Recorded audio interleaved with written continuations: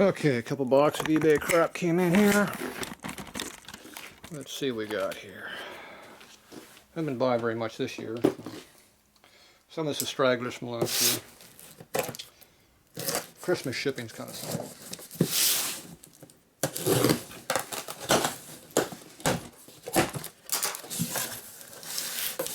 Good packaging, a lot better than the gas tanks I got last time. Old stuff.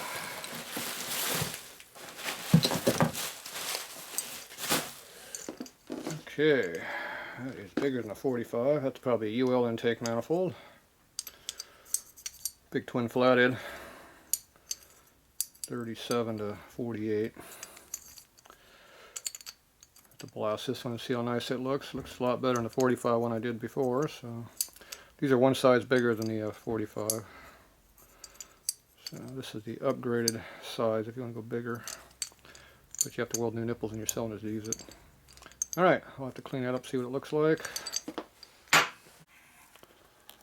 Alright, I got the blasting done on this intake manifold here. So this is the VL manifold. This here is my 45 manifold I did before. So this is our VL one.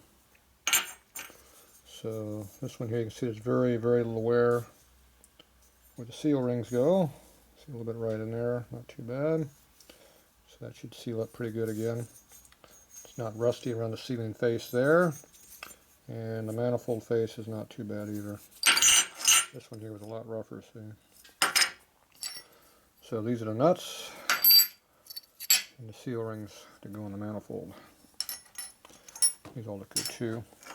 So the difference between the 45 and the VL is basically about the same height and everything. The difference is in diameter. So, you look at them together, you can see how this is a lot thicker through here than this one. So, when you lay them up next to each other, like this, you can definitely see how they overlap the other one. Almost the same size as the brass ring. So here's your brass ring. See the difference on that pretty easy. That's how much bigger the manifold is, quite a bit. About 3/16. Stay on light. So quite a bit bigger, even though it looks like the same thing. So one of the tricks you used to do on your 45 is you take your nipple right here and you cut it out and you weld in a new one out of a big twin flathead and put it in there. So anyway, pretty simple. The nuts here I clean them up with on the grinder right here, knock off some of the burrs. Got them looking pretty good. So this all should seal right back up.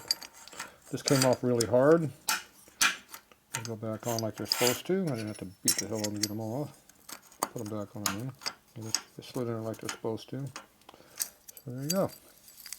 So this will fit the big UL cylinder, which is this one over here.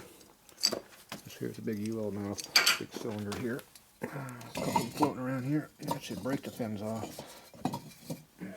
There, a lot bigger and heavier than these 45 ones down there. See, that's a 45, that's a UL, big difference. So here's your 45 manifold, don't fit at all, see? Not a very good fit. The correct one fits right on there, see? Like that. And that's how that goes. Breathes right through that hole right there. Imagine that. Huh. What a new concept. So there you go. Works pretty good. Now even though it's a 33 manifold, which is a VL, it fits on the UL because it's the same size nut and everything. And I'm not sure if there's a difference between a UL and a VL manifold. I don't remember. I didn't look in the parts book yet, so I will when I lift it up there and I'll tell you which one this fits for sure. But for sure it's VL, which is 33 to 36. So that's for sure. So anyway, there you go. Two different manifolds. Combat military 45 and regular VL here, and possibly UL also. And ULH, same difference. Alright, there you go.